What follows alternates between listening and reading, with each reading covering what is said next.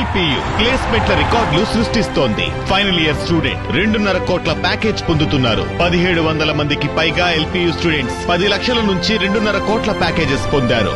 విద్యా విప్లవం ప్రారంభమైంది లవ్లీ ప్రొఫెషనల్ యూనివర్సిటీలో. చూస్తున్నాం మీరు పైలట్ ఎంత అనేది ఎల్టీసీ వాళ్ళ లెక్క చూస్తున్నాం. 8200 అవర్స్ ఆఫ్ ఫ్లయింగ్ ఎక్స్పీరియన్స్ అని చెప్తున్నారు పైలట్ సుమిత్ సబర్వాల్కి. దాంతోపాటు క్లైవ్ కుందర్ ఆయనకి 1100 గంటల ఫ్లయింగ్ ఎక్స్పీరియన్స్ ఉందని కూడా చెప్తున్నారు.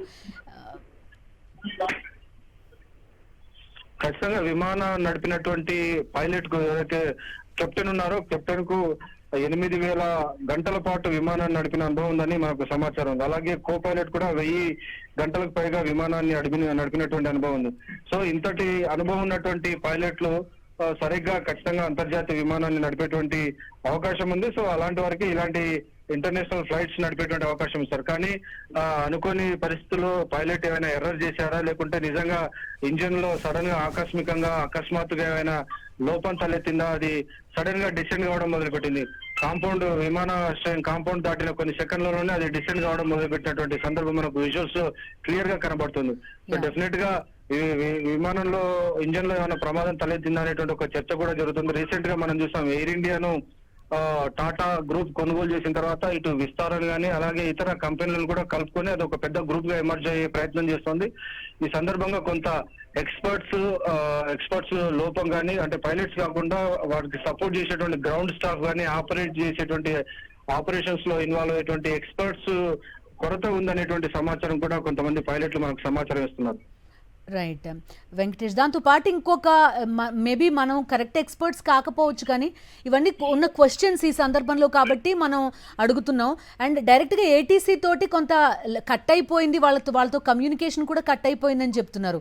ఎప్పుడైతే మేడే కాల్ ఇచ్చారో వెంటనే కమ్యూనికేషన్ లేదు ఈ ఫ్లైట్ తోటి 787 డ్రీమ్ లైనర్ తోటి అనేది ఒక సమాచారం.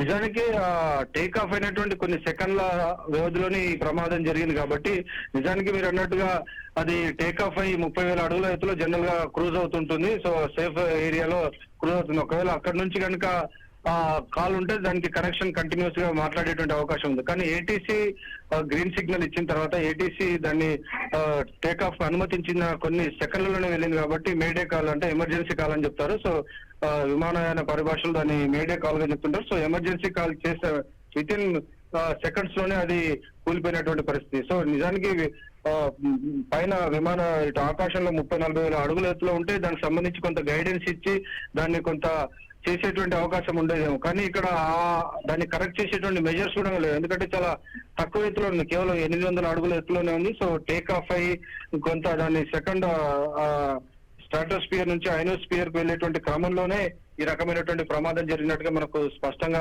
అంటే దీన్ని ఒకవేళ ఇంజన్ ప్రమాదం కనుక తలెత్తివేస్తే దాన్ని అక్కడే ఆకాశంలోనే దాన్ని కరెక్ట్ చేసుకునేటువంటి అవకాశం కూడా ఆ సమయం కూడా లేకపోయినట్టుగా మనకు అర్థమవుతుంది. యా వెంకటేష్, మనం చూస్తున్నాం బీజే మెడికల్ కాలేజ్ ఆ కాంప్లెక్స్ మనకు కనిపిస్తోంది. మెడికల్ కాలేజ్ హాస్టల్ పైన కూలింది అని చెప్తున్నారు. కానీ కాంప్లెక్స్ మొత్తం కూడా మనకి జెట్ ఫ్యూయల్ మండిపోయింది కాబట్టి దాని ప్రభావం మొత్తం ఆ ప్రాంతంలో కనిపిస్తోంది. మనకి మొత్తం నల్లగా మాడిపోయి ఆ బిల్డింగ్ అని, మేబీ అదంతా కూడా మెడికల్ కాలేజ్ కాంప్లెక్స్ అయి ఉండొచ్చు.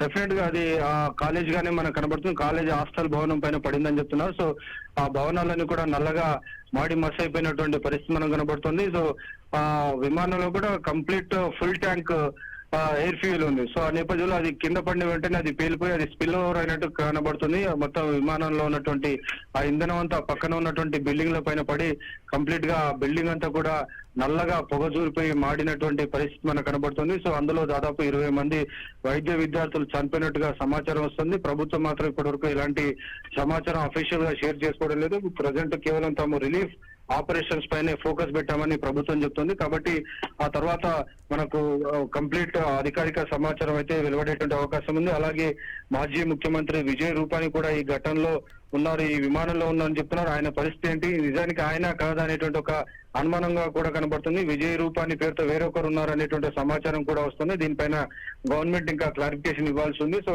ఇప్పటివరకు అయితే గవర్నమెంట్ నుంచి ఎలాంటి స్పష్టమైనటువంటి మృతులకు సంబంధించినటువంటి పేర్లు వివరాలు మాత్రం ఇంకా ప్రకటన రాలేదు. యా వెంకటేష్, దాంతోపాటు యూజువల్గా మనం ఎనీ మోడ్ ఆఫ్ ట్రాన్స్పోర్టేషన్ తీసుకుంటే ఫ్లైట్లో ట్రావెల్ అనేది కొంత సేఫెస్ట్ మోడ్ అని చెప్తారు. ఈవెన్ విమానయాన చరిత్రలో కూడా కొంత యాక్సిడెంట్స్ సంఖ్య తక్కువ ఉంటుంది. కానీ ఒకవేళ యాక్సిడెంట్ కనుక జరిగితే ఇంతటి ఘోరం జరిగే అవకాశం కూడా అంతే స్థాయిలో ఉంటుంది. ఖచ్చితంగా, ఎందుకంటే ఇటీవల కాలంలో విమానయానం అనేది చాలా సురక్షిత ప్రయాణంగా చెప్తున్నారు. మనం దేశంలో చూసాం అనేక రైలు ప్రమాదాలు, వారానికి ఒక రైలు ప్రమాదం జరిగినటువంటి ఘటనలు మనం చూసాం. కానీ విమాన ప్రమాదాలు ఎప్పుడు కూడా మనం చూడలేదు. ఇటీవల చరిత్రలో ఇలాంటి ఘటన కూడా మనకి ఎప్పుడు చూడలేదు.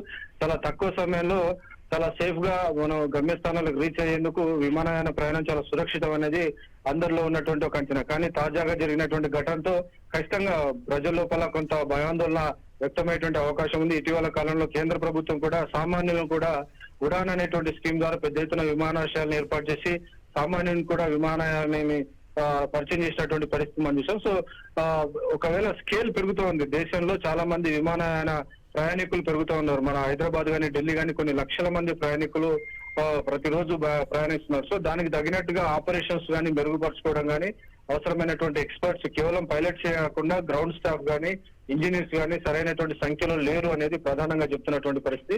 సో దాని కారణంగానే ఇలాంటి విమాన ప్రమాదం జరిగింది. కానీ విని ఘోరమైనటువంటి ప్రమాదం. భారతదేశ చరిత్రలో ఇంత పెద్ద ఘటన జరగలేదు కాబట్టి డెఫినెట్ గా ఇక నుంచి విమానాలు వెళ్లే ముందు ప్రయాణాలు వెళ్లే ముందు ఖచ్చితంగా ప్రయాణికులు కొంత భయాందోళనకు కొంత వారు ఆలోచించాల్సినటువంటి పరిస్థితి ఏర్పడబోతుంది. యా వెంకటేష్, మనం చూస్తున్నాం ఈ ప్యాసింజర్ లిస్ట్ లో మనకి కనిపిస్తోంది, ప్యాసింజర్ లిస్ట్ డీజీసీ ఏదైతే రిలీజ్ చేసిందో అందులో రూపాని విజయ్ రామ్నిక్ లాల్ అని మనకి క్లియర్ కట్గా ఆ ప్యాసింజర్ లిస్ట్లో మనం చూస్తున్నాం.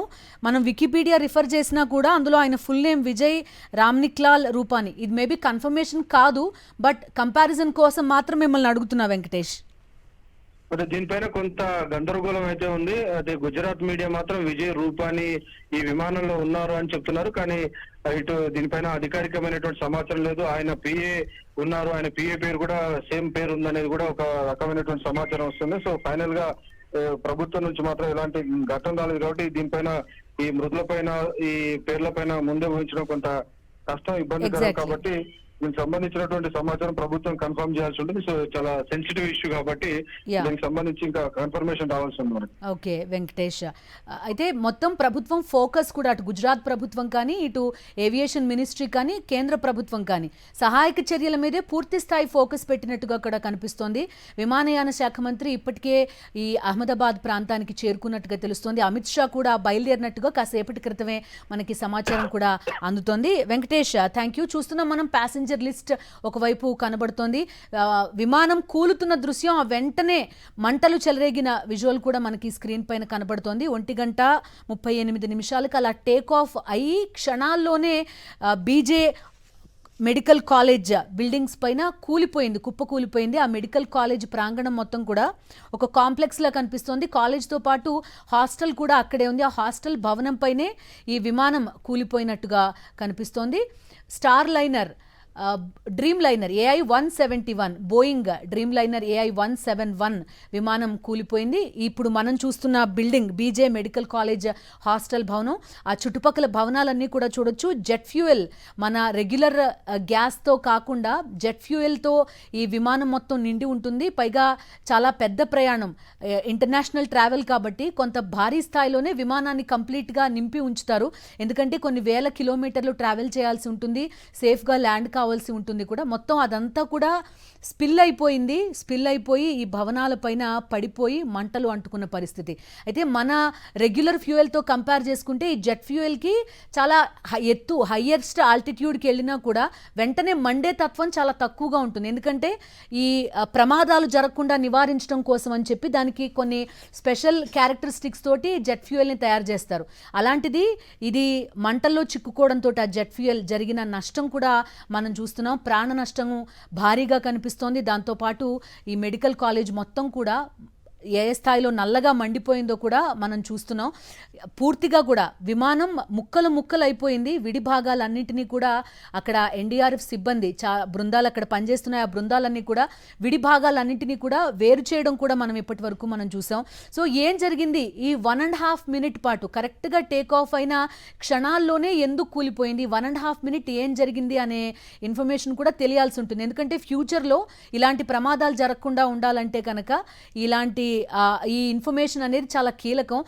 ఎక్కడ పొరపాటు జరిగింది, కూలిన వెంటనే అంత 800 అడుగుల నుంచి సడన్గా ఎందుకు డ్రాప్ అయిపోయింది విమానం, ఆల్టిట్యూడ్ ఎలా డ్రాప్ అయిపోయింది, అంత ఎత్తు నుంచి ఎలా కిందికి పడిపోయింది అనేది తెలుసుకోవాల్సిన అవసరం ఉంటుంది. అది పైలట్ ఎర్రరా లేకపోతే మాన్యువల్ ఎర్రరా, టెక్నికల్గా ఏమన్నా ఇబ్బందులు వచ్చాయా, ఎందుకని కాంటాక్ట్ కట్ అయిపోయింది, ఇవన్నీ కూడా ఈ విమాన ప్రయాణంలో విమాన ప్రమాదంలో కూడా చాలా కీలకమైన అంశాలు. వీటన్నింటినీ కూడా డీజీసీఏ ఇన్వెస్టిగేట్ చేసే అవకాశం ఉంది. సో ఇప్పుడు ఫస్ట్ ప్రయారిటీ మాత్రం ఎవరైతే గాయపడ్డారో వాళ్ళందరికీ కూడా చికిత్స చేయించడం. గ్రీన్ కారిడార్ ఏర్పాటు చేశారు విమాన ప్రమాదం జరిగిన ప్రాంతంలో.